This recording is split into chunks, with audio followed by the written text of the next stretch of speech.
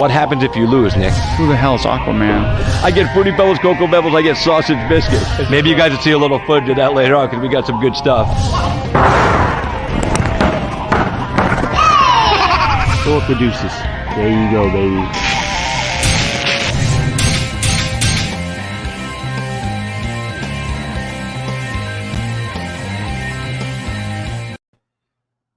Hey, boys and girls, good evening and welcome to Cage Talk with Christopher James. I am Christopher James, happy to be here with you on this super duper Thursday night fun for you, man. We got all kinds of good stuff coming your way. We're waiting for our first guest of the night, TJ Brown, to join us. Hopefully he'll be here in just a few minutes. He's running a little bit late, but that's all right, man. It's part of this, sometimes that just happens. So, we go ahead and run with it anyway, and we just do stuff, man. So we are going to have some conversations today while we're waiting for TJ about a few things going on. First of all, I put up an article today. Bare Knuckle Fighting Championship looks like they are back. June 26th, right here in Miami, Florida. Venue has not been announced, but it's looking like it's going to be the Hard Rock, Seminole Hard Rock Casino and Hotel in Hollywood, Florida. A venue that was originally going to host this show on May 21st, but they decided they didn't want to sell tickets. They weren't going to allow BKFC to sell any tickets, so BKFC moved on because they need to sell tickets. They're a business and they have to have fans in attendance. They need that revenue. And then, we were worried because the Florida calendar was full, but David Feldman came to Florida yesterday, locked everything up, and that was awesome. So the 26th in Miami, the 23rd back in Tampa, Florida for BKFC 19. And I even heard a rumor there might be back-to-back events. It might be a BKFC and a Toe the Line or back-to-back BKFC events. I'm digging into that right now. There's no confirmation of that. But if, I've learned anything about David Feldman, never be surprised at what he does because he does some pretty cool things. So BKFC 18 in Miami, and we have 4 title fights on that card, which I'm excited about. We're going to have the heavyweight championship. Joey Beltran defends his belt against Sam Shoemaker.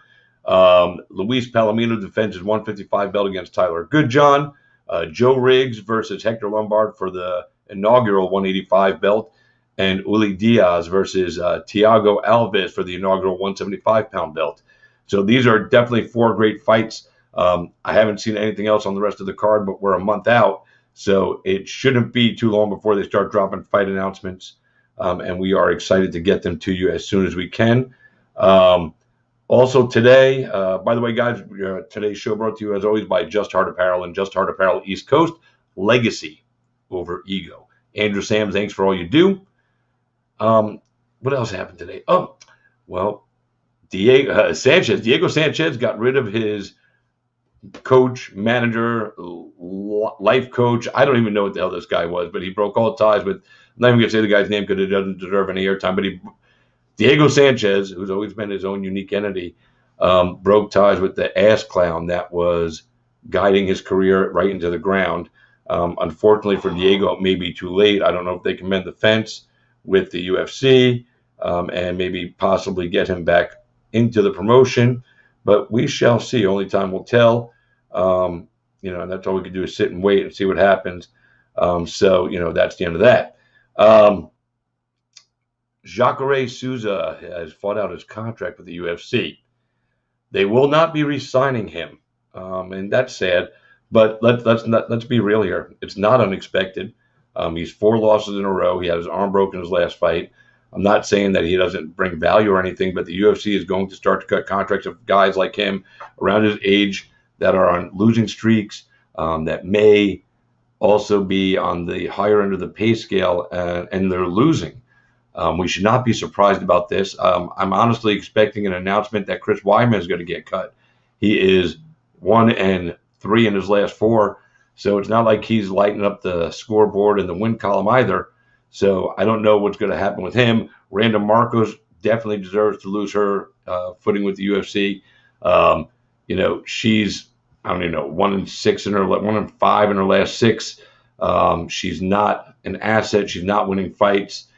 And, she doesn't deserve the spot on the roster. There's other fighters on the roster or that want to get on the roster that are going to bring much more to the promotion. So, and for you guys out there that are fans of some of these older fighters like Jacare or Weidman or some of the other guys that are getting cut recently or here in the near future, don't be shocked and don't be surprised. This is going to happen. We are going to lose all the fighters we hold near and dear to our hearts to either lost contracts or they're going to retire because they're getting older. They're not getting younger. They're getting older. And eventually, none of the people we see today are going to be left in the octagon. The division where I think we'll see the guys hang around the longest is probably the heavyweight division. After that, some of these smaller weight divisions, guys are going to start to disappear, and they're going to be replaced with younger, more evolved athletes.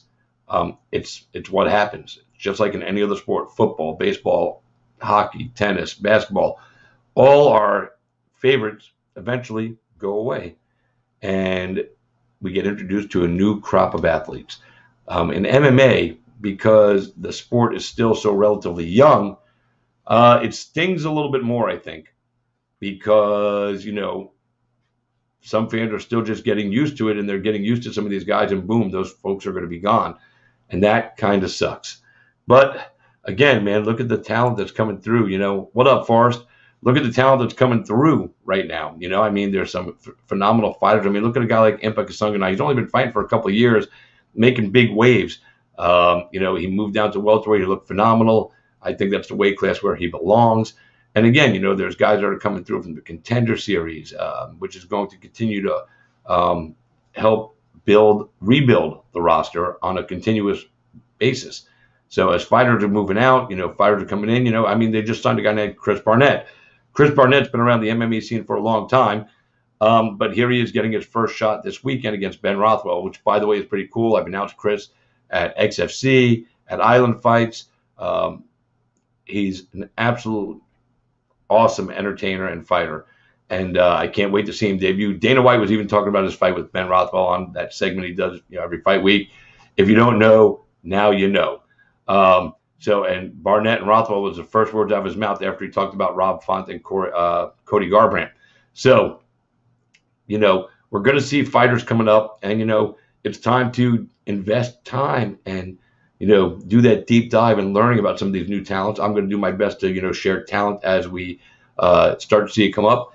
I'll be doing a lot more coverage of XFC because they're building a great brand over there. And, I have history with them, before the new management and ownership is in there. I was there with John Prisco and the original XFC crew. So it's nice to see them back in the States and doing shows on NBC Sports Network. I had a couple of their fighters on the other night. 19-year-old phenom, Austin Bashi. This kid's going to be a stud, and he'll probably work his way to the octagon at some point, and you guys are going to get to see him firsthand here. And I'm going to try to bring you more of those interviews and introductions to some of the new talent that we're going to see, as the future in the UFC. So I'm waiting for TJ Brown. TJ Brown last fought a couple of weeks ago. We were supposed to have him on. Something came up for him last week, so he couldn't make it. But he just fought May 1st. Kai Kamaka III. He won via split decision. I was a little, how shall I say, upset with the judging on that event because they gave him a split decision win. And if you go back and look, and the judges don't have the numbers, so they don't always get to see, what we see or whatever. But if you go look at this fight, and you pull up the numbers, in every round, TJ Brown was really in front. The only one where he got outstruck by significant strikes by 2, but the total strikes were equal. But he also scored a takedown in that round. He had, some control action in there. So for me, I had it 30-27 for TJ Brown. I have no problem with the 29-28 if the judges wanted to give the second round to Kamaka for, doing just a minuscule amount more striking.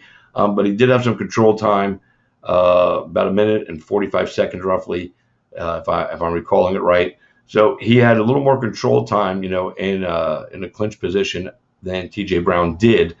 But Brown won the fight. It should not have been a split decision because round 1 and round 3 were clearly all TJ Brown. the judging, it really kills me that the judging, the way it's been going recently, it's not getting better. And I don't understand why. It doesn't make any sense to me.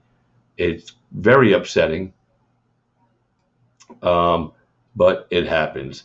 So, what do you do with that? But there was another fight. It was at the pay-per-view, 262, Shukagian versus Vivian Araujo.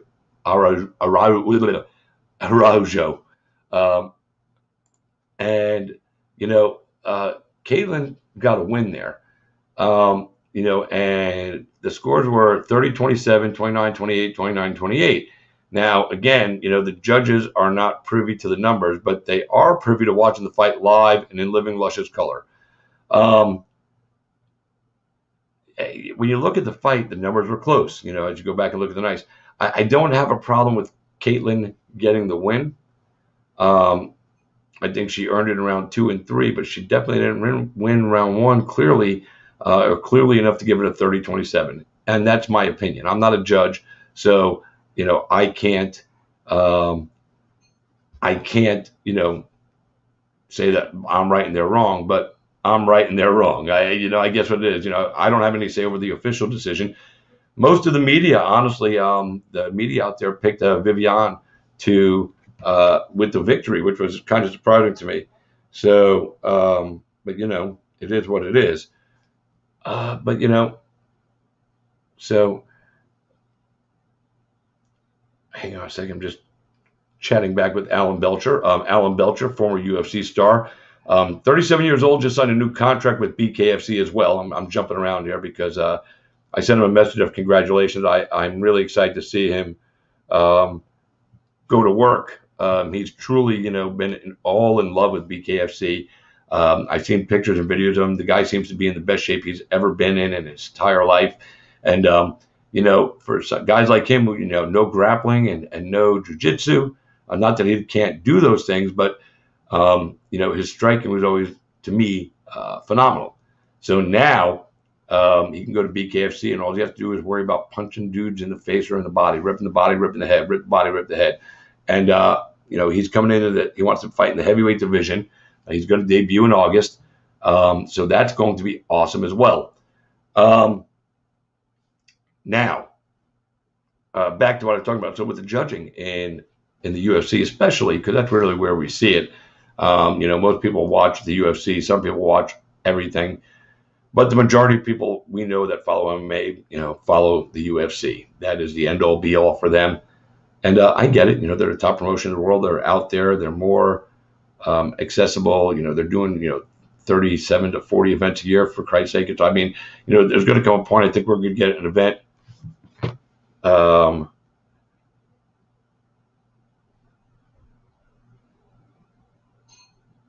every week. Hang on a second.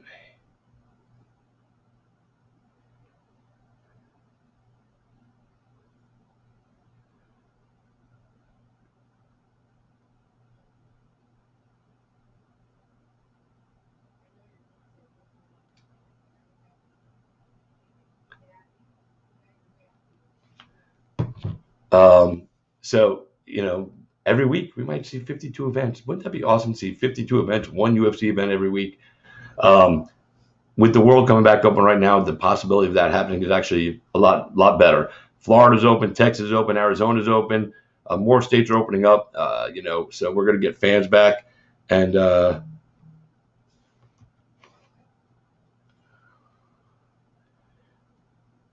hang on a second. I'm getting another message from...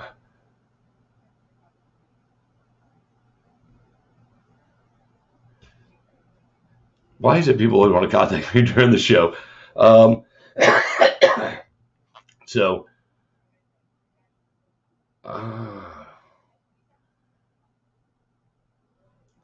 I just got a message from TJ. He is still teaching a class for about another 10 minutes. So we'll just hang out here for another 10 minutes. I'm just going to speak to the phone and message. Hang on a second, guys. I am live right now. So as soon as you can come on through.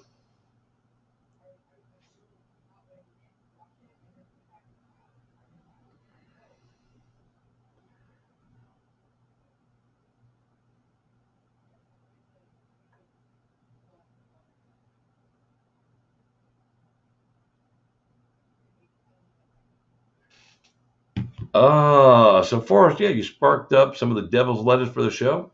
Well, since my guest is running late, I'm going to do the same thing. Let's spark up some lettuce, baby.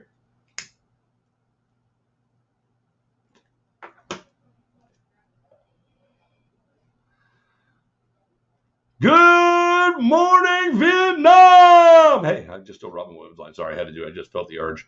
So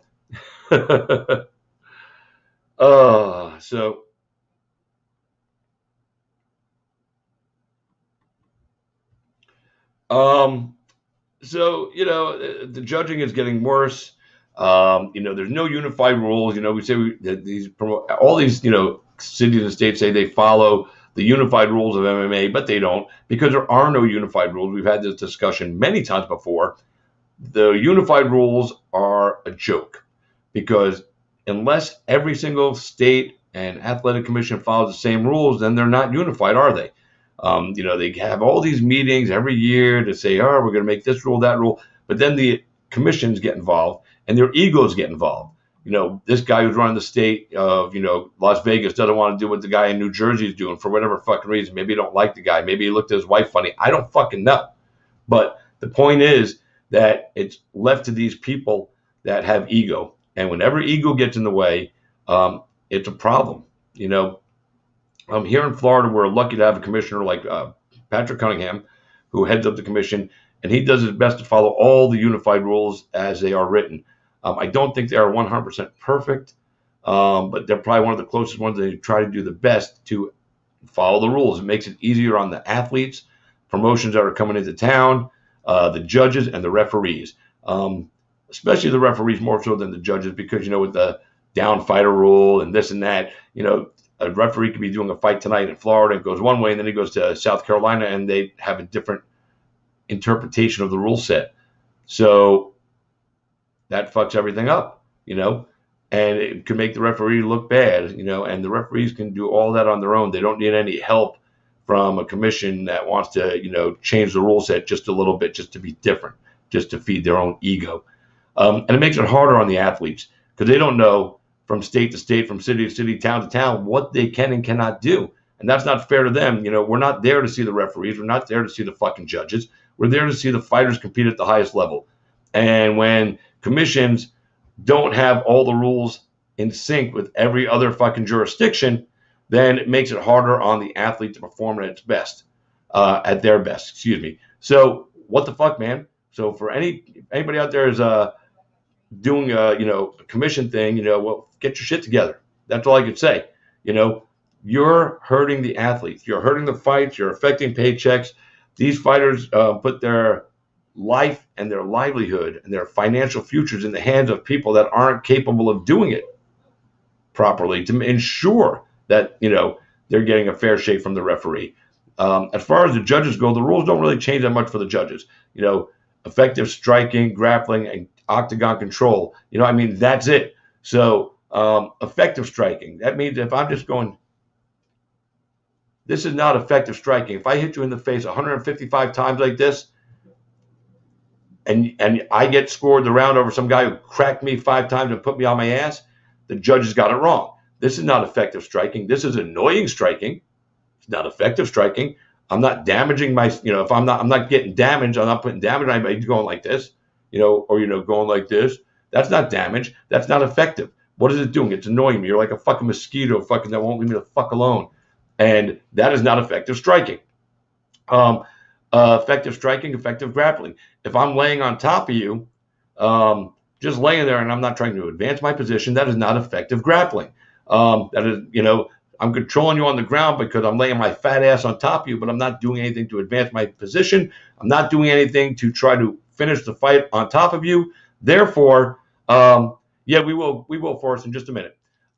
Therefore, because I'm not doing anything, I should not be rewarded for that. There should not be that much weight put on that round if that's all I'm doing is laying on top of you for 4.5 minutes.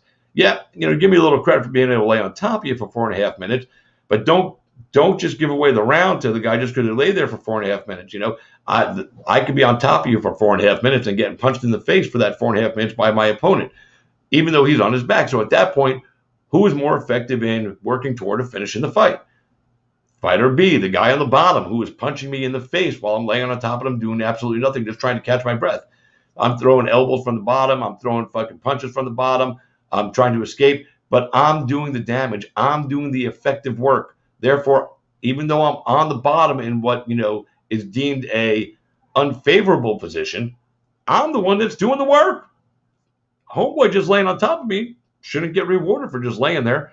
But some judges reward that, the guy that just laid there and give him all the fucking round for that. And then there's other judges who don't give any credit to that for just laying there because the fighter was in an advancing position. It comes down to interpretation or personal preference. And I'm sorry, but your personal preference as a judge should have no bearing on the fight. You should be looking at the work being done. And the criteria should be the same for all the judges. And if all the judges aren't judging exactly the same and they're putting their personal flavor on, because, judge number one, is a grappling coach, and judge number two is a striking coach or has experience as a striker, then judge number two, the guy with the striking coach, is always going to weigh more on the striking. And judge number one, who's a grappler, a BJJ black belt, he's always going to put more weight on ground control. And that's not right. It's not fair. It's not fair to the athlete. It's not fair to the promotions. And it's not fair to the commissions that employ them to do these jobs. So it's got to be fixed. Now, I don't have the answer on how to fix it. I have some ideas. One of them, the first one, is continued education. And just because you sat on a judge's chair at a UFC event doesn't mean you know what the fuck you're doing. It just doesn't. Just because you got appointed there, however you got onto a commission and became a judge, doesn't mean you belong there. And also doesn't mean that you are perfect. You should have to go back and watch fights, and you should have to go back and look at your work. And commissions, instead of defending wrong decisions by referees or judges, commissions need to be more transparent and need to be more willing to implement fines against judges and referees who do not do the job properly. You don't hear about it, and that's bullshit, man. I'm tired of the way that referees and judges get heralded in sports all across the board. In the NBA, if a referee makes a bad call on you, you can't even argue with them. In baseball now, they don't want you to argue with them. Fuck you, man. If you do me wrong, I'm going to stand up for my player and defend them. If I'm the player, I'm going to say something to you if you got the call wrong. It kills me that they can make rules to limit my speech and my right to appeal a bad decision or a bad call in all these sports. But the judges walk around with, complete autonomy. They don't get fined. They don't get penalized. And they just go out there and next week they're sitting at a fight and they're fucking up somebody else's career. There has to be repercussions and there has to be a penalty phase. Just like in any other job in the world, if you don't perform, you get suspended from your job or you get fired from your job. You get demoted from your job. I mean, there's all kinds of things that can happen. Yet when we're watching fights, I know a lot of people love Herb Dean, and Herb Dean used to be one of the best referees. I don't think he's as good as he used to be. I don't know why he's not the same, but he's not the same. He's made some horrible calls and decisions. And, I can't have that happening, So, and fighters shouldn't have to have that happening,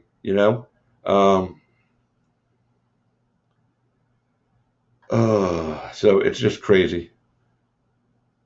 What the hell? He doesn't feel good whenever he literally lays down and goes to sleep by himself without me even telling him or suggesting it. I'm listening to my daughter talking about my grandson. He's poor little sick boy. My grandson's sick. He was throwing up this afternoon. Poor little fella. My poor little JJ.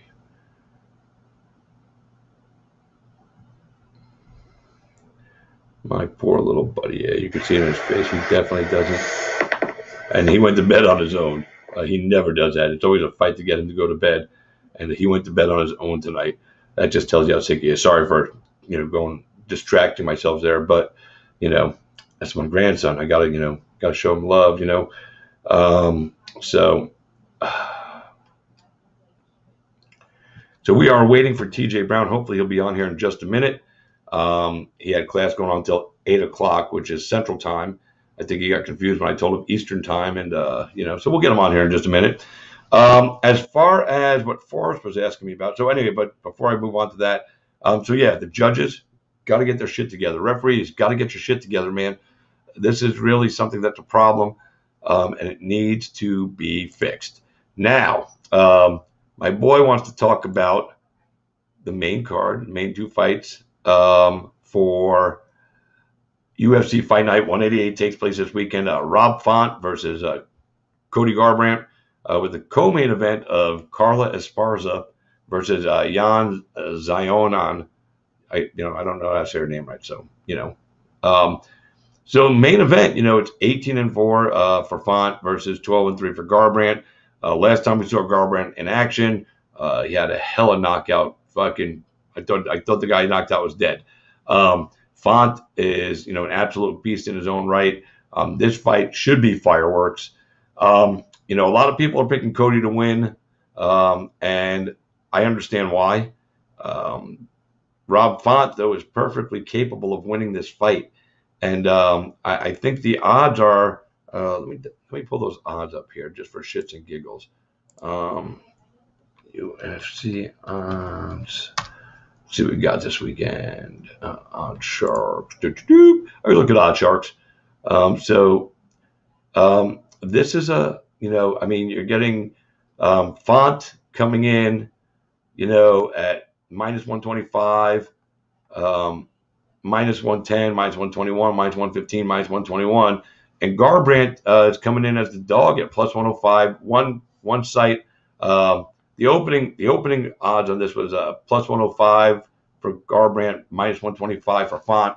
Bovada has him at even at minus 110. Bet Online, Interlopes, and Sports Betting all have. Interlopes has it at minus 115 for both guys. It's a very close fight. Close matchup. My gut tells me I should go with Font on this one. My brain's telling me I don't want to pick against Cody. So, and as you can see by the odds makers, this is going to be a tough fight. At least on paper, it looks to be tough. Font is definitely tough. He can go out there and dish it just like he can take it. So I'm excited to see how that works out. I don't know. Font, Garbrandt, it's a tough one. I'm going to have to think on that, let it simmer for a minute. In the co-main event, former strawweight champion, the inaugural strawweight champion, Carla Esparza, is back in action against Jan.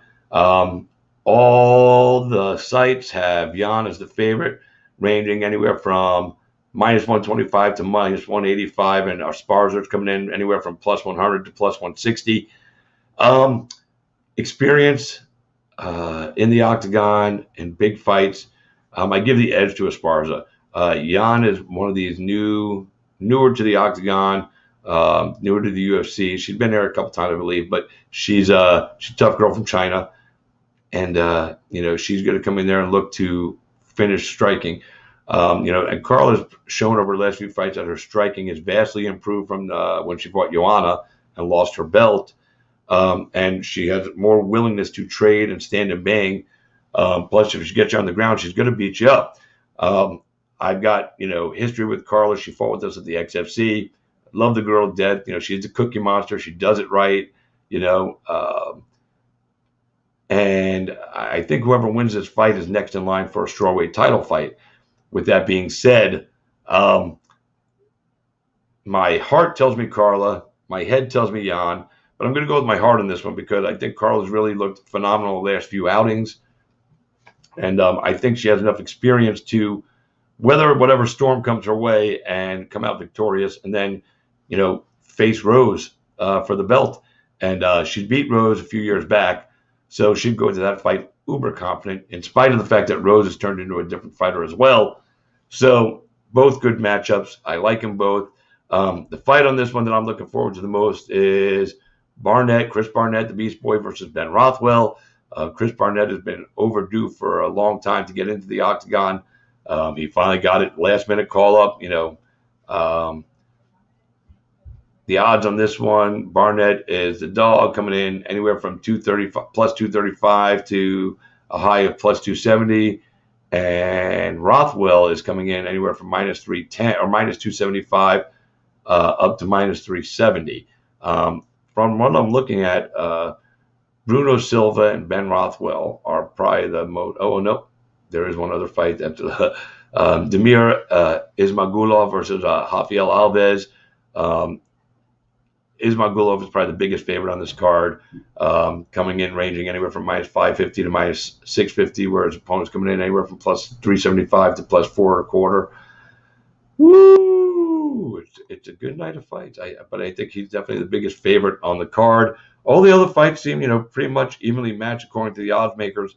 And I don't lay too much into the odds because I don't gamble. But the odds are made for a reason, and that's what it's going to be. So so we just sit back and we watch and we relax and we wait.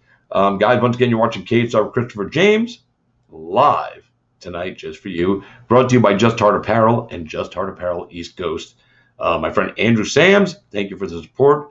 Legacy over ego, guys. That's their motto, and they stand by it. Again, BKFC 18 coming back to Florida, June 26th in Miami. BKFC 19, July 23rd in Tampa. Alan Belcher, former UFC fighter, is signed with BKFC as of today. Jacare Sousa has been, I wrote in a post real quick that he was released, but he wasn't really released. He fought out his contract, and they're not going to renew it. So he didn't get released. He just fought out his contract, and they're not going to renew it. So that's not a release. They finished their deal. Sousa might be a great candidate for BKFC. He does throw hard punches and he can strike. But I don't know how he's going to, first of all, we got to wait for his arm to get all healed up. So it's probably going to be a year before we see him do anything competitively. So, shit happens. Chris Weidman, like I said, to me is on the chopping block. He lost his fight. And honestly, if I'm the promoter at this point, I cut him. Not because I don't like him, not because I don't, respect what he's done for the promotion, but he's on a skid. He's 1-5 in his last 6, So regardless of the fact that he's a former champion, regardless of the fact of his accolades prior to, 2 weeks ago, 3 weeks ago, his career is on the down. And there's talent coming through, and, in the UFC, continually tries to, revamp the roster on the fly whenever they can. And right now, it looks like we're going to see some guys and girls. Like I said, I think Randa Marcos needs to go. Her overall fight record is like 10-11. She has a horrible UFC record.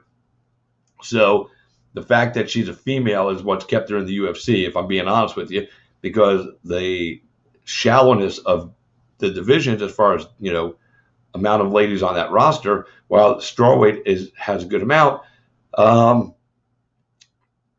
it's still hard for the UFC to cut a female fighter because they have a few, but they don't have enough to where they can continually, move the talent. We're going to see Rose and Waylay and all these girls that are up near the top, and they're going to continue to fight for belts along the way. Which brings me to something else I wanted to talk about. John Jones vacated his belt at light heavyweight, and that was a calculated career move. He wanted to move to heavyweight. Everybody's been waiting for him to move to heavyweight for quite some time. Now, when he did that, and I have to find the exact quote, but Dana White came out and said, John Jones will get a title shot, based on his accolades. Dana White acknowledges that John Jones is the GOAT. He doesn't get shy about it. He doesn't try to, dance around it. He says straight up, John's the GOAT. He told John he's going to get a title shot.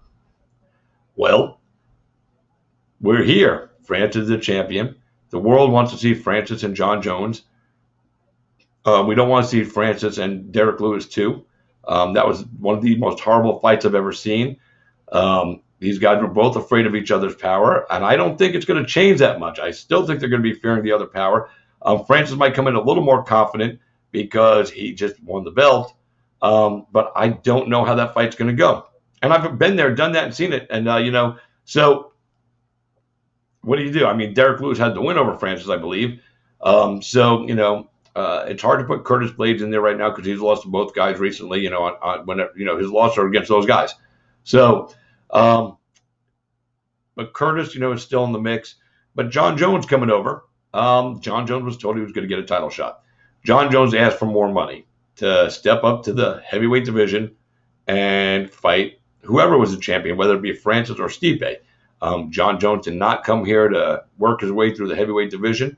And based on the fact that TJ Dillashaw got a title shot at flyweight when he never fought there, Cody Garbrandt was going to be given a flyweight title shot even though he's never fought there. Daniel Cormier got his heavyweight title shot without doing a UFC fight in the heavyweight division, although he did have some heavyweight experience with Strikeforce. He never fought in the heavyweight division of the UFC until he fought Stipe and won. So there's been a precedent set. You don't have to go into that division and work your way through. When you're a certain type of athlete that does, great things, you're rewarded for those things. And yes, John has had his troubles inside and outside of the octagon, but nonetheless, Dana White still thinks like John Jones is undefeated. He feels like, that one DQ loss to fucking Matt Hamill fucking should be overturned. I agree with him. So you're touting this guy as the best ever. You've gone to bat to try to get that DQ overturned, and yet you won't give the guy the money. So, but we're going to talk about that a little bit more. But right now, I'm going to bring in my first guest. He's a little tardy. It's an Arkansas thing, I think. He's on a different time zone. He didn't understand when I said 8:30 Eastern. He's smiling and laughing at me right now, and that's okay, because I can say whatever the fuck I want about him because he's like 1,500 miles away and he can't beat me up. But we're going to welcome him right now. Guy that's on the rise. Took him a little while to get to the UFC, but I'm glad he's there. Let's welcome Downtown TJ Brown. What's up, bro? Man, I'm great, man. How are you guys? Oh, same shit, smaller shovel, just trying to get through another day, standing up above the ground, so it is what it is. By the way, the hair looks sexy. I love Thank you, my brother. Just got it cut today, man. I appreciate you. Yeah, it looks good. I got to get mine cut. My line's all fucked up. I got to put a new line in here. I got to pretend I'm a young man. Got to get the fade on. It's been a minute. So, well, first of all, welcome. Thank you for taking the time to join us today. We definitely appreciate it. Sorry we couldn't hook up before. I know you said something came up, and you apologized to me in a message. Right. No apology necessary, man. Life happens to all of us every day. I know you're a busy guy. You got fights, you got coaches, you got managers, you probably got family, pets, and all that shit. So, you got to take care of stuff, man. So, no worries. I'm just glad we can get you on. So, you just finished training. So you're teaching. Yep. Who are you teaching? Kids, grown-ups, a little bit of both? All the above, man. So I'll give you an example. Today, I taught a smaller kids class in jiu-jitsu. Followed by that, I got some teen kickboxing. And then tonight, I just finished up my MMA class. MMA class is, we had 28 students there tonight, man. I was super pumped. It's one of the biggest classes we've had, man. So, man, I think, me getting that win and I've been able to correlate into a bit of momentum and it's really helped our program here in Little Rock, man. It's really a beautiful thing to see. That's awesome. And I'll tell you, man, Arkansas, you don't think of Arkansas. Most people wouldn't think of Arkansas as a place that's going to breed fighters, but, you got Luis Pena out of there. You got Bryce Mitchell rolling up out of there, a few other guys as well. I mean, so don't sleep on Arkansas, you fucking crazy bastards. Arkansas is here to stay. Arkansas is here to kick your ass. And I like it, man. I like that you guys come from a small area and you're doing big things. So let's get a little background on you real quick for those of you that don't know TJ Brown. Just briefly, tell us, I'm looking at your record and, you are 15-8. So you've had 23 pro fights. So you've been doing this for a minute. But what brought you to UFC? What brought you to MMA? What was the thing? Were you getting in fights in school and losing, so you had to go train? Were you a bully that needed to get yourself, disciplined? Yeah. Or did you just say, damn, I just watched a fight, now I want to do that? Right. For me, I've always been in sports. Like I played baseball, football, run track. And, man, there came a point in time where I wasn't playing sports anymore. And, man, for like a year and a half, 2 years, man, I just continued to, get in trouble, make bad mistakes, hang around the wrong people. And right around along that time, this girl I was hanging out with, she says, "Hey, I am pregnant with your child." And I was like, "Wow, it all kind of sucked in." And I was a fatherless child. I didn't have a father growing up, so when it came time for me to have a kid, it was a lot. It meant a lot to me to kind of step up and fill those shoes and be there for my son. So I say that to say, I was like, hey, I gotta figure something out. I gotta find a way to start making some money, how to create a living for myself. And I found Westside MMA. I started training. My first fight, I knocked a guy out in 10 seconds. I was like, hey man, this is it. This is it. I have found my way, So I so soon to find out that there's not a whole lot of money in the local fights. There's not just a lot of money. Luckily, I was able to train people in the process, and I got some good sponsors, stuff like that to help me. But it wasn't until getting into the UFC or maybe a few fights ago that I started making some decent money that kind of flowed into some other revenues to make money. But that's kind of my story, man. Well, I mean, it's cool that you stepped up. Some guys in your position, young and getting a girl pregnant, would be like, first, most guys, how old were you when that happened? 17? I was 20, man. 20. Oh, you were 20. I thought you said Yeah. 17. I was like, but even at 20, some guys, when a girl walks up to me, even if they've been having, sexual relations, a girl walks up to you and goes, I'm pregnant. Most guys, young go, are you sure it's mine? Right. Yeah. No. That's the wrong answer. I got good buddies, man. Good buddies, good men that have not really rose up to the occasion. But to each their own. But in my eyes, that was something really important, man, and I got it done. No, and I respect the hell out of you for doing that because, like I said, there are guys that when they were your age, would be like, "You sure it's mine?" They're questioning the girl, doing everything they can to escape from their responsibility, and that's horrible. So, all the respect for you to do that. Look what it turned into. It turned into a career as a mixed martial artist, and who knew? So maybe you have to always be grateful that you got that girl pregnant because you might not have ever made the turn that you did. For sure, I agree. So, my understanding is, and I'm pretty sure I'm right. James Krause is still your head coach, right? Yeah. So he is. Let me tell you before you say anything. That dude right there, for me, is the hottest coach in the game right now. Yes, sure. He doesn't have any world champions on the roster yet, but what he's doing there has been absolutely phenomenal. I've said it before. I've had him on my show. Thomas Gifford, what's up, baby? Thomas Gifford watching the show, another Arkansas boy. I love that dude. Met him in Tampa at a UFC event here where he fought Mike Davis. But back to Krause, sure, that hair on him, dude. He's like a whoosh, he can do hair commercials like for Head and Shoulders and shit.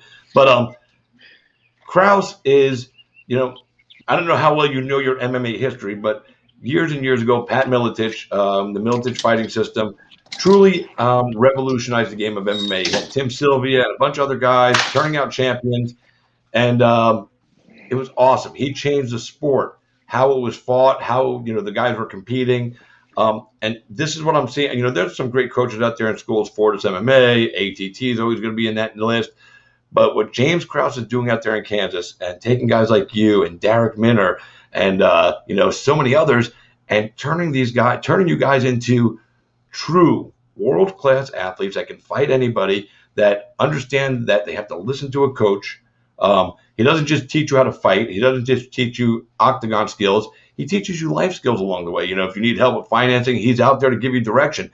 He's truly the most well-rounded coach, and doing that while he's pursuing his own active fight career. For me, he's the coach of the year. He might even end up being the coach of the decade. And I tell all the guys that I've spoken to that train with him that if you're training with him, whatever you do, don't fuck up that relationship, because this is going to be the most important relationship in your MMA life, because he's been where you are. He's doing what you're doing at the same time while you're doing it. And then he's passing knowledge on in life. So you are so blessed to be with that guy.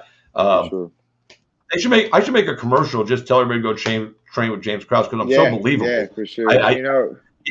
When you find the right guy out there that's doing it right and providing knowledge, for me, to the whole MMA community and really teaching a better way to live your life as a fighter, not just, from this fight I made 10 and 10, so I made 20 grand, I paid my coach, and then I'm broke, in 4 months. James is teaching, if you're willing to listen and you go to him, he's teaching you how to sustain your financial status. So when you walk away from fighting, you ain't got to worry about money. And that's just as important as what he's teaching you inside the octagon. So anytime I get a chance to shout him out and blow him up a little bit, I'll do it every time. But now back to TJ Brown. So what does it mean to you, though? That was the question. What does it mean to you to be training with a guy like that? That's truly, he's invested in you. Yeah.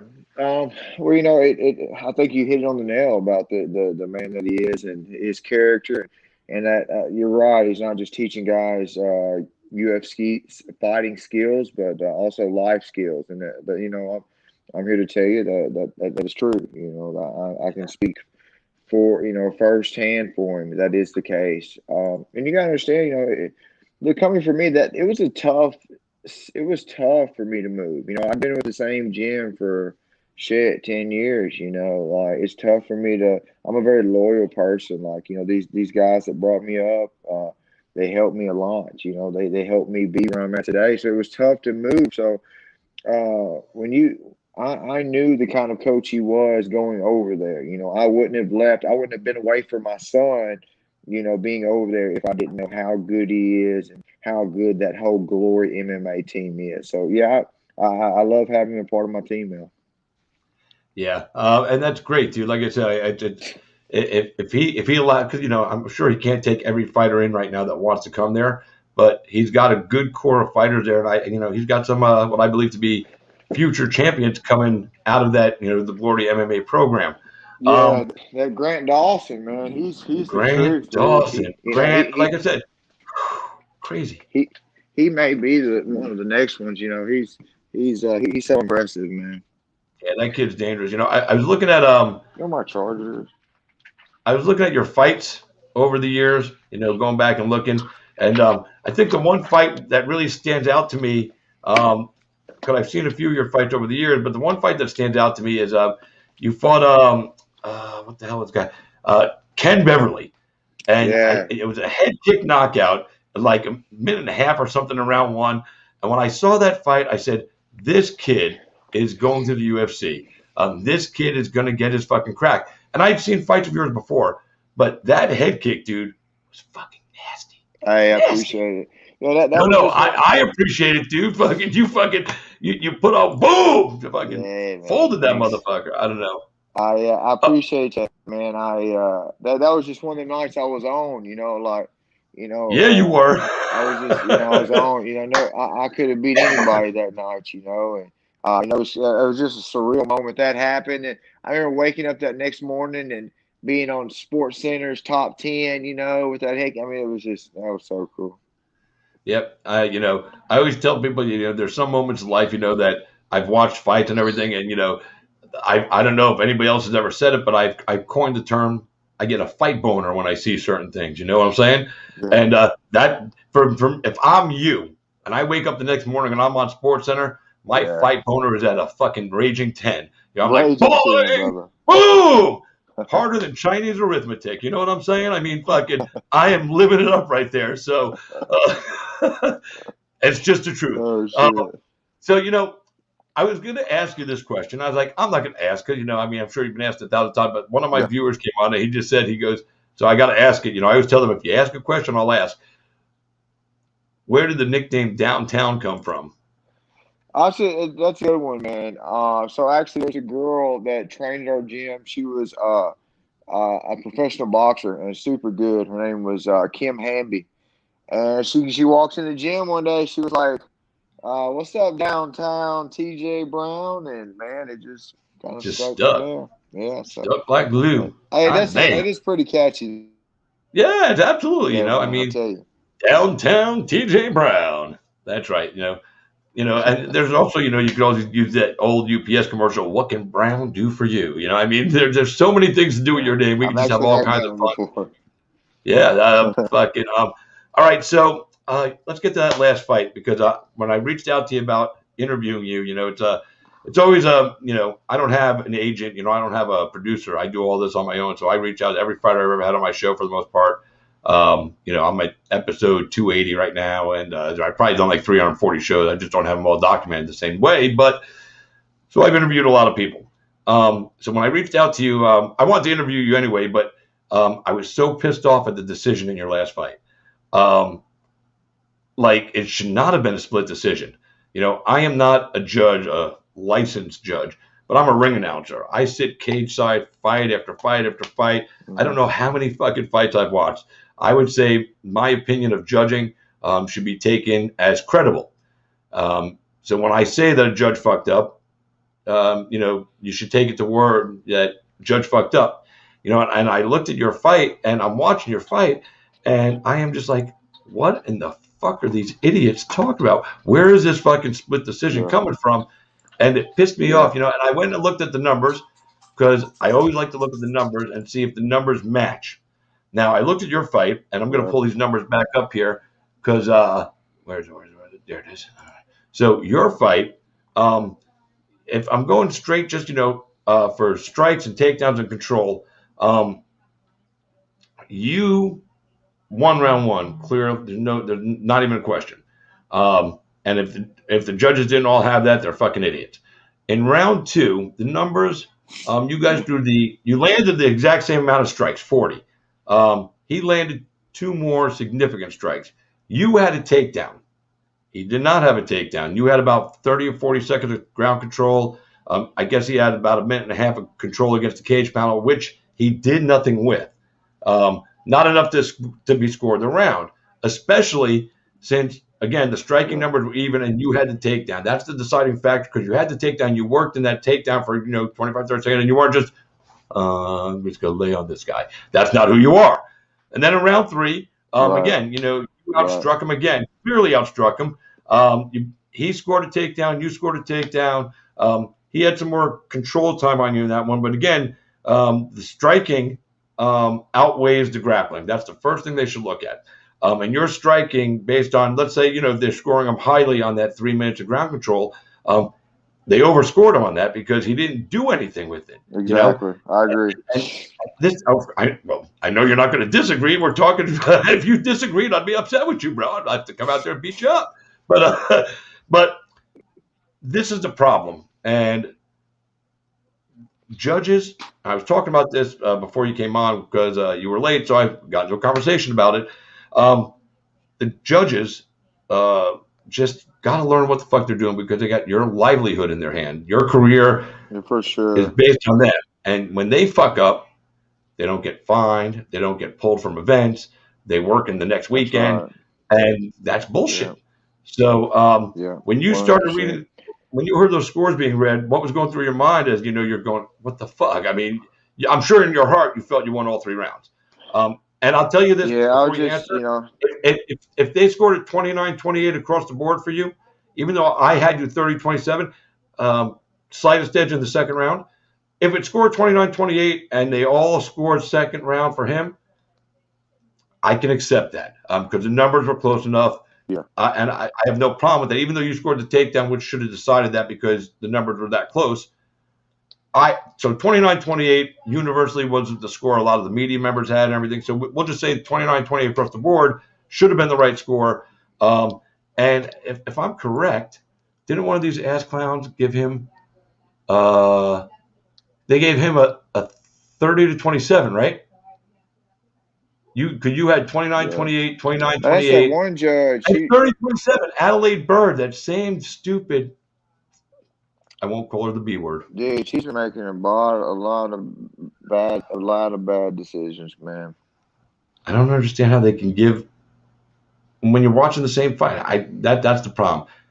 There's no universal system, even though they say unified rules and all that stuff. It's not unified because everybody does different. I think. Right. I think the judges should have some sort of requirement. Maybe, whoa, your water did some crazy stuff, man. Well, it's not water. What is? Oh my God! Oh, it's green. Green, man. I have a green screen behind me. Oh my dude, I was. But it looked me like, up.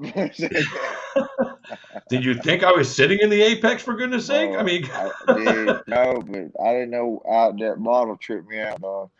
that bottle trips everybody out. It's kind of funny, like, this is the role of green tape. Oh, let's go. Ooh, I can make my But fingers. yeah, I go. think all the judges, I think all the judges should maybe either have some sort of fight experience or maybe take some sort of test. I don't know. I just feel like it's just not up to par, you know. And like you said, it's a lot of money on the line. It's a lot of our livelihood on the line, you know. Yep. I just went to Fight Island. I decided I want to be out there, so now we're on Fight Island. Changed it up for you. I like it. Yeah, no, the judges have to be fine. Referees, the same thing. There has to be, like you said, there has to be continuing education. And I think, that you should have to go watch a room full of fights in front of the commission. And, if your scores are so different than the other two judges or the other 10 judges in the room, let's say 9 judges all see it this way and you see it this way, clearly you have to figure out how to see it the same way as these guys, because 9 out of 10 says to me that they're the ones who are getting it right and you're the one that's getting it wrong. And you either have to learn how to see what they're seeing or you have to not be a judge anymore. And if you screw up, you're going to take a financial hit. These judges get paid a decent money to be there on fight nights. And, the bigger the promotion event, they get a little more money, referees and everything. Referees make more money than me sometimes, and I'm the ring announcer, it's like, fuck, whatever. I get it. No big deal. Thomas Gifford said, pay retired fighters to judge. You could do that. However, but there are some, there's some guys that fight that suck at judging. So I've sat there and talked to guys, during a fight night where I'm sitting with the UFC fighter next to me, and he's judging it like he's Adelaide Byrd, and I'm like, the fuck are you looking at, dude? So just because you fight doesn't mean you know how to judge. But there are some out there, like Dominic Cruz. I could totally see Dominic Cruz being a phenomenal judge. I think that'd be Daniel Cormier, Paul Felder, and I'm going to say this name too, and everybody's going to go, oh, shut the fuck up just because, you're friends with them. But you know who would make a great judge? Mike fucking Perry. Mike Perry, in spite of the fact that he's crazy and wild and nutty, and, he's crazy, bro. He's crazy in a good way, man. He really is. He's had some moments in life. He's a young man. Everybody makes mistakes, fucking, we're all good. I've done my shit. So, but, he's a dad now. He's a dad now, and even before he was a dad, I always told people, I always thought of Mike Perry that I would let him babysit my grandson or my kids, because in spite of what you see in the world about Mike's a good-hearted, family-based kind of guy. But he comes across crazy, and that's okay, whatever works. But Mike Perry would be a good judge because Mike Perry knows what he's watching. When there's a fight on, he'll tweet it out, and he's watching all the fights. And when a score is completely wrong, he's on it. When a score is completely right, he's on it. But he knows, people would laugh and say, Mike Perry's a judge. But Mike Perry would make a good judge. I don't know if I would let Mike Perry be a referee because, if you guys didn't listen when he's trying to pull you off, he'd punch you in the face. And we can't have referees punching fighters in the face. But it would be entertaining. But yeah, so, I don't know about all retired fighters, but there are some that could definitely do it. I would like to see it. But this thing has to change because, they could have cost you a bunch of money that night. Luckily, the right decision did come out. But, when one judge scored it against you 30-27, then that judge should not be allowed to judge a fight until they can prove that they actually know what the fuck they're doing. Because if you lose, what happens to you? You lose 10 grand because you didn't get a win bonus, whatever you're paid. I'm just going 10 and 10, just, I don't know your numbers. But whether it's 10 and 10 or 15 and 15, you're losing half of your income because somebody is inept at their job and you did your job right and somebody else didn't, and you're the one that pays the price. And let's see. Tanner Gray says, nobody has the power of SCEAFA like me. I don't even know who Tanner Gray is. Is Tanner Gray one of your boys? Yeah. Is that like an inside Arkansas thing there? Do I know what's going on here? You don't know either? I don't know what that is, bro. See? Skifa? Oh, he wants me to acknowledge talented fighters like him. Well, Tanner, I don't know your name, so if I don't know your name and I don't know who you are, how can I acknowledge you? But I'll tell you this. When I get done my show tonight, I will look you up, and I will see what you're all about. But that's it. So That's fair. There you go. And I might even send your link to TJ, and we'll see if he thinks you're any good. I don't know, man. But anyway, TJ, I know you just came out of class, so I don't want to keep you too much longer. I appreciate you taking the time tonight. But actually, yeah. So, did we even answer the question of your thoughts when they were announcing those scores? No, I stopped you for a minute. What were your thoughts? Because I went off on a tangent. What were your thoughts? Man, I'm gonna be honest. Any time that you go all 3 rounds, and you look at most of my wins, I think what was it, 13 out of 15 are finishes. Like I like to finish fights, and that's for a reason. Anytime it goes in those judges' hands, I mean, you really never know, dude. Anything can happen, man. I've seen some crazy decisions. So I was just nervous the fact that it was going to decision. However, man, when that dude called my name out and I finally won a UFC fight, dude, man, it felt great. I mean, it was days of that setting in. Man, I don't know. I felt so a lot of hard work had paid off, man, and it was just really a dream come true. But I'll tell you something weird with that, man, is like I always wanted that, and now like there's a part of me it's like, now what's next? So I don't know if you ever reach a point in your life where like, all right, I did it. I feel fulfilled, like, because like even after that win where I thought that would mean everything, like now I find myself like, what's next? It just wasn't enough. So life's Well, crazy, man. what's next for you is, hopefully another fight in the octagon, soon, and then, that's another step toward the goal, which I gotta guess, for just like every other fighter I've met, is to be a UFC champion. And it's up to you. But, it does pose an interesting question when you walk out after a solid win, where you say to yourself, what's next? Fighting still motivates you, right? You're still excited about fighting. For sure, man. For sure. So then you know what's next, bro. Another motherfucking victim on your way to the top. There you go. I fixed your problem. That'll be $75 for the hour, sir. And I paid more than that. Good grief. I'm a cheap shrink because I don't have a certificate, so I can only charge like half price, But what is when you say what's next? Are you referring to like in life or in your fighting career, or is it a little bit everything? I was just saying in general, like my whole life, I set goals, and when I had those goals, there was a sense of me that thought, okay, once I reach this goal, I'm gonna be happy with my life. Like I'm gonna be fulfilled. I'm gonna be content with who I am and what I've done. Like for example, like when I started out, I just wanted to take a fight, and then I took a fight, and then I won a fight, and then I was undefeated as an amateur. I wanted to go pro. I thought going pro was going to be the biggest thing that ever happened in my life. Well, I got pro. Then I wanted to go hit a big promotion. Then I wanted to be in the UFC, and then I wanted to win the UFC. I mean, it's always been more, So it's like I'm just learning to. I say this to say I'm learning to just enjoy the journey and understand, like, just enjoy the chase and the journey versus thinking there's a final destination. Just keep enjoying the journey. Yeah, I mean, when you think about it, that's right on, because there is no final destination in MMA. The ultimate goal is to win the belt, but then after you win the belt, what do? You walk away or you defend the belt? You're going to defend the belt, of course, until you feel that it's time for you to stop doing it for whatever reason.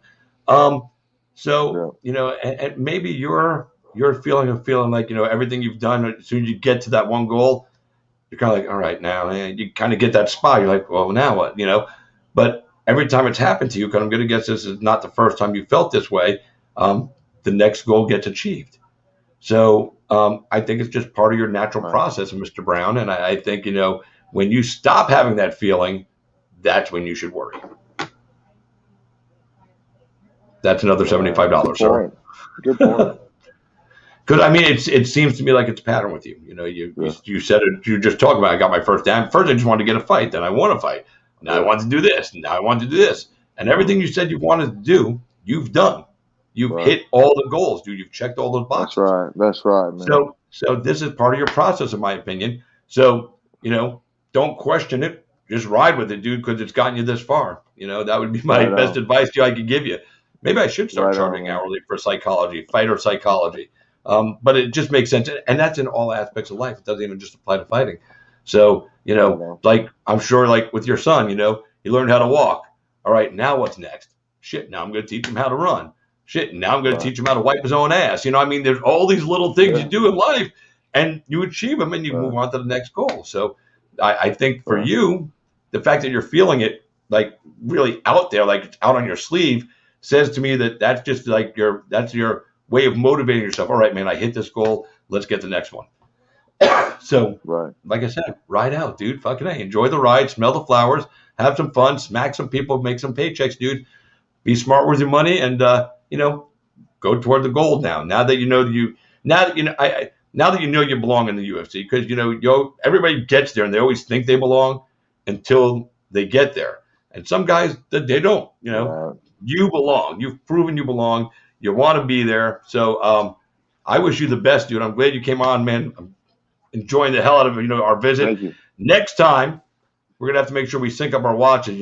Eastern time, Central time. Dude, oh my gosh, man! I was made a point, man. I wanted to make it up to you being here, and I got that message. I was like, "You gotta be kidding me!" Right now. Listen, But I dude. know you're Eastern time now, so Yeah, and you know what it is too, dude. Also, I deal with fighters all the time, man. And this, you're not the first. You won't be the last to, confuse the time zones. I don't know why, but it's like a fighter thing, dude. It cracks me up, man. I'm like, I'll get on the air and I'll be like, all right, man. Guess what, guys? I'll bet you. I'll start the show. I'll go, I'll bet you guys all $50 each that our first guest tonight is going to be late by about an hour because they've lost the fact that the Central time zone and the Eastern time zone are not the same. man. And it Hey, happens. I'm not all fighters. I want to do better than that shit. I want to be All right. next time we got one. I'm gonna be on time, spot on. All right. You guys all heard that. All right, now Okay. listen. So you have set goals for your life. You have challenges. You never back down from a challenge, right? All right, right on. Right. You can't. It's just not who you are. It's not built that way. You're an alpha male. You don't say no to a challenge. So, first time guest on my show, I do this little thing.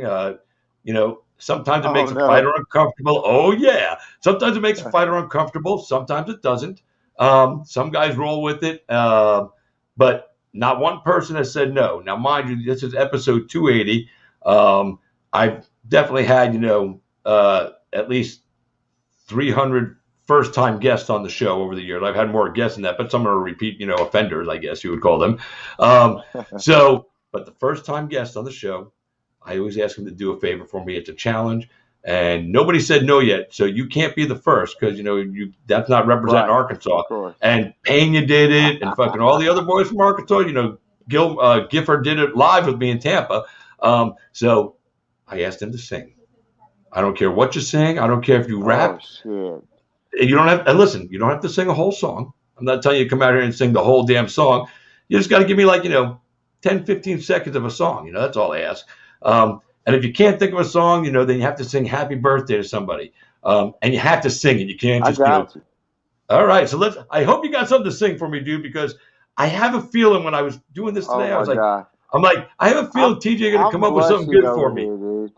Huh? I got you right now, dog. All right, let's go. Ladies and gentlemen, here he is, TJ Brown, downtown singing time. Just the two of us. We can make it if we try. Just the two of us. You and I. Just as. Did you get that from the Austin Powers movies or I'm gonna tell you something. That's my son, man. My son, we be in hard times, dog. Be just me and him, and we played a song in the car, kind of a motivation, man. I love that song. But that kind of is the first thing that comes to my head. Yeah, it's a badass song. Just the two of us. To the castles in the sky, just the two of us. You and I. I love it. Well, listen, young man, if before you let you dip out of here, thank you for doing that. Thank you for coming on tonight. If you want to shout out sponsors or friends, family, coaches, take this time and also give everybody your social media so they can keep up with Downtown TJ Brown. Gotcha, man. Hey, man, I just want to thank you for giving me this platform, this opportunity to kind of get on here and talk and let people know who I am. I'm proud of who I am and where I've come from in Arkansas. I hope you guys can follow me at Downtown TJ Brown on Instagram and TJ Brown on Facebook. Thanks, guys. All right, listen, man. Thank you. You have a great night. Thanks, Steve. Keep me posted when you get a fight announcement coming. We'll bring you on the show again. We'll talk about your upcoming fight. We'll do a little breakdown. I'll bring on my friend Garrett Kerman, the fight analyst, and you know, I put him on the spot sometimes after fights. Like he'll make his picks, and then I'll bring him on with the guy he picked against, and I'll go, "Hey, by the way, my buddy here, Garrett, picked against you." And fucking like, why you do that to me? I'm like, because it's fun. It's entertaining. Nobody gets mad at him. They're all like, they do look at him. They go, "Oh, so you didn't pick me, man? That's fucked up, bro." You know, they just tease him about it, but they know it's business, you know. So, but anyway, you enjoy the night. We'll have him come on and break down your fight beforehand. This way, we won't even ask him if he picked you until after. And if you win and he picked against you, I'm gonna bring him on and call him fucking out. We're gonna fucking bury his ass. But listen, man, you know, it may sound awkward to hear from somebody that you just met over, you know, doing a fight interview, but I'm proud of you because of what you've told us, what you shared with us, and what you've gone through to get where you are today, man. You know, you stayed a course, you set a goal, you stepped up at a young age to be a father and to be a man, and you know, that impresses me more than anything you'll ever do inside a cage. So you know, that just tells me the character person you are, and that's why you're you, and that's why you're having success, because you know, you do things the right way. When you do things the right way, you're rewarded. So, you know, this is the Lord watching out for you, saying, I'm going to make sure TJ's taken care of. So, and he let you get paid to punch people in the face, dude. That's pretty dope. I mean, you know, God said, you know, I'm going to let him punch people in the face and make money. Not too bad. Boom. Make it so. It's not too bad. Well, listen, you enjoy your night, man. Stay safe. Be well. Health and happiness to you and your boy. And we'll talk again soon, man. Thanks, man. Have a good night. You too, brother. All right, boys and girls, that was TJ Brown. We are going to jump off right here. We'll be back in about 15 minutes, and we're going to have Steven Ocho Peterson join us on the show. Glad you guys stuck around, man. You know, we've been hanging out. We did some chat, this and that. Go back and watch this stuff and everything. We're in Fight Island right now. I moved from the Apex to Fight Island, and I'm going to stay on Fight Island for Ocho because you know what? Fight Island's fun. So we'll be back in just a little bit. Until then, I am Christopher James, and you've been Cage Side. See you in a little bit, boys and girls. And remember, if you're feeling fucked up, when you wake up in the morning, just remember this.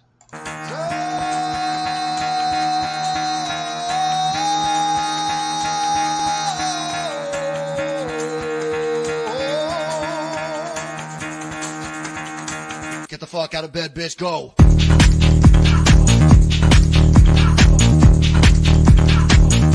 Get up, and they got go.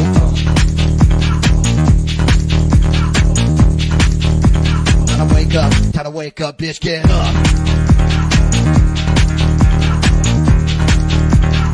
Get up. Get up.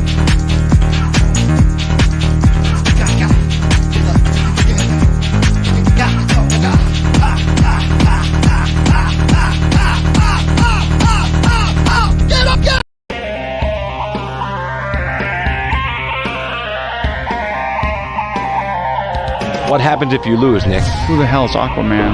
I get Fruity Pebbles, Cocoa Pebbles, I get sausage biscuits. Maybe you guys will see a little footage of that later on because we got some good stuff. Go with the deuces. There you go, baby.